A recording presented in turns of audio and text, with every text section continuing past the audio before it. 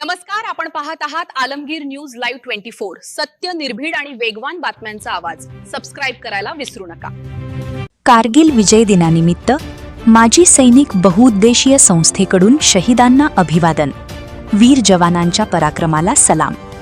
अहिल्यानगर प्रतिनिधी माजी सैनिक बहुउद्देशीय संस्था अहिल्यानगर यांच्या वतीने रविवार दिनांक 26 जुलै 2026 रोजी सत्यभामा मंगल कार्यालय, नगर पाथर्डी रोड, भिंगार, अहिल्यानगर येथे कारगिल विजय दिवसाचा रौप्य महोत्सवी 27वा विजय दिन देशभक्तिपूर्ण वातावरणात उत्साहात साजरा करण्यात आला।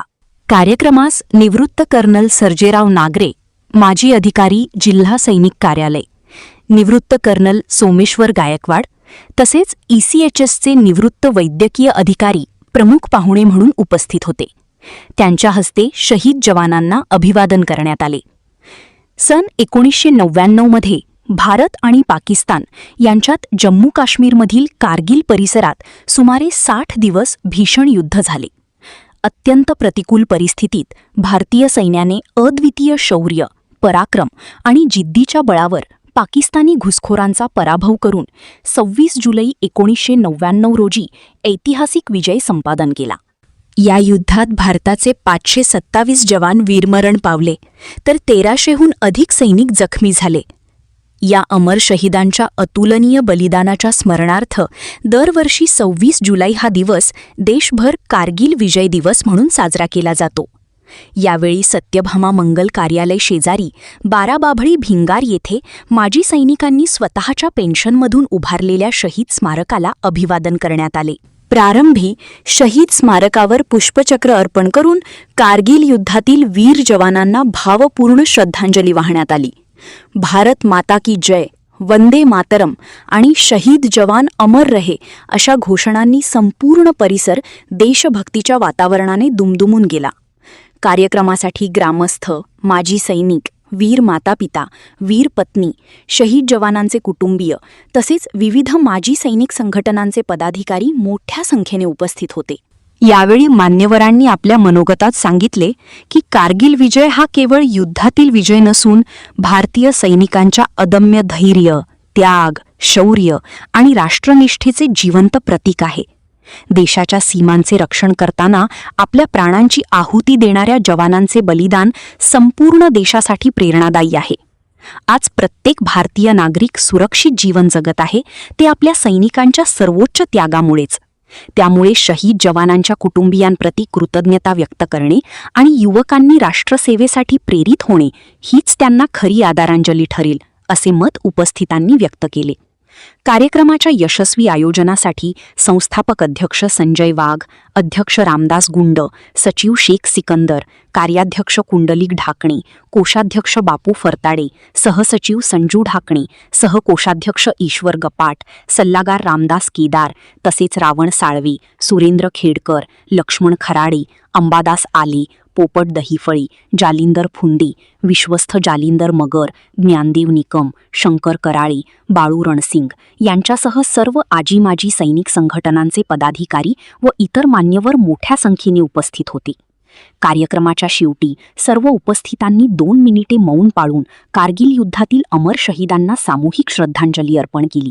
राष्ट्रासाठी सर्वोच्च बलिदान देणाऱ्या प्रत्येक वीर जवानाचे स्मरण कायम ठेवण्याचा आणि राष्ट्रसेवेची भावना जपण्याचा संकल्प यावेळी करण्यात आला।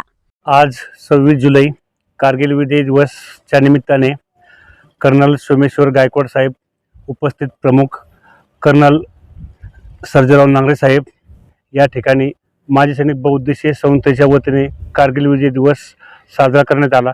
कारगिलमधील युद्धामध्ये जे जवान शहीद झाले, जे वीर त्यांना वीरमरण प्राप्त झालं, अशा सैनिकाबद्दल या ठिकाणी स्मारकावरती जो कार्यक्रम ठेवला होता त्या कार्यक्रमाला सर्वांनी हजेरी दिली। सर्व सैनिक, माजी सैनिक व त्यांचा परिवार या ठिकाणी या कार्यक्रमात सहभागी झाला व देशाच्या त्या अमर जवानाचे आज आपण या ठिकाणी चिंतन केले। या ठिकाणी शहीदांना श्रद्धांजली वाहिली। सर्वांच्या उपस्थितीत हा कार्यक्रम आज पार पाडला। मी या सर्वांच्या सैनिकाचे आभार व्यक्त करतो। या ठिकाणी आपण सर्व वेळ काढून आलात आणि आपला बहुमूल्य वेळ आपण या ठिकाणी दिला, त्याबद्दल माजी सैनिक बहुउद्देशीय संस्थेच्या वतीने या ठिकाणी सर्वांचे मी धन्यवाद देतो। जमलेल्या सर्व मान्यवरांना जय हिंद. आज 26 जुलै आपण सर्वजण येथे जमलात. सर्वप्रथम मी आपल्या सर्वांचं येथे स्वागत करतो.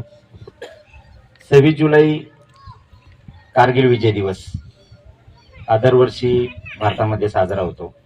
दिल्लीलाही अमर जवान ज्योती येथे पंतप्रधान आणि लष्कर प्रमुख, वायुप्रमुख आणि चीफ ऑफ नेव्हल स्टाफ हे सर्वजण एकत्रित येऊन ज्यांनी आपल्या प्राणांची आहुती दिली, ज्यांनी आपलं सर्वस्व या देशासाठी अर्पण केलंय, त्या शूर वीरांना नमन करण्याचा, त्यांचं स्मरण करण्याचा हा दिवस असतो. थोडक्यात पार्श्वभूमी, आता बरेच जणांनी 1999च्या कारगिल युद्धामध्ये, आता मला वाटतं इथे बरेच जण त्याचे प्रत्यक्ष साक्षीदार असतील. आम्ही मात्र 99 साली, म्हणजे मी स्वतः MBBS 3rd इयरला होतो, government medical college Aurangabad.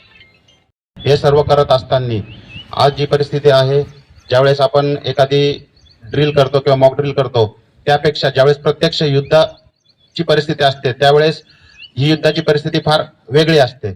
Mock drill किंवा ज्यावेळेस आपण एखादी त्या युद्धजन्य परिस्थितीचा तयारी म्हणतो, तर त्या तयारीपेक्षा ज्यावेळेस प्रत्यक्ष युद्धाला सुरुवात होते त्यावेळेस काय होतं, सर्वांनी, आपणापैकी अनेक लोकांनी ती गोष्ट अनुभवलेली असेल. त्यामध्ये आपले योगदान पण आहे. आणि या सर्व कारगिल विजयामध्ये ज्या ज्या शूर सैनिकांनी आपले योगदान प्रत्यक्ष अप्रत्यक्षरित्या दिले आहे, त्या सर्वांना मी अभिवादन करतो. कारगिल दिवसाच्या निमित्ताने सर्व जमलेले शूरवीर सैनिक यांनी आपल्या देशासाठी अतिशय महत्वाचं योग दिलेलं आहे.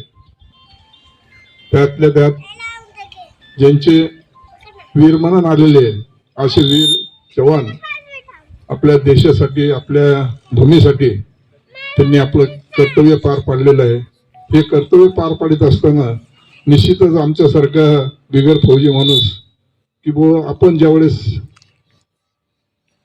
लढत असतात त्या टायमाला आम्ही इथं सुरक्षित असतो.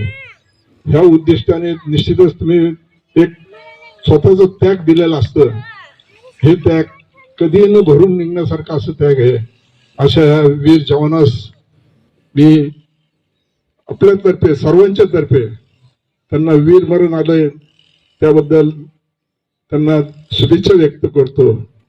कारण त्यांचं मरावे परी कीर्तिरूपे उरवावे ह्या उक्तीप्रमाणे आपण त्यांचं जीवन हे व्यतीत करीत असतो. त्यामुळं त्यांना निश्चितच अभिवादन करतो. जय हिंद, जय महाराष्ट्र. व्यासपीठावर विराजमान इंडियन आर्मीतील बहादूर जवान, अफसर साहेबान, या सर्वांना प्रथमतः त्रिवार अभिवादन.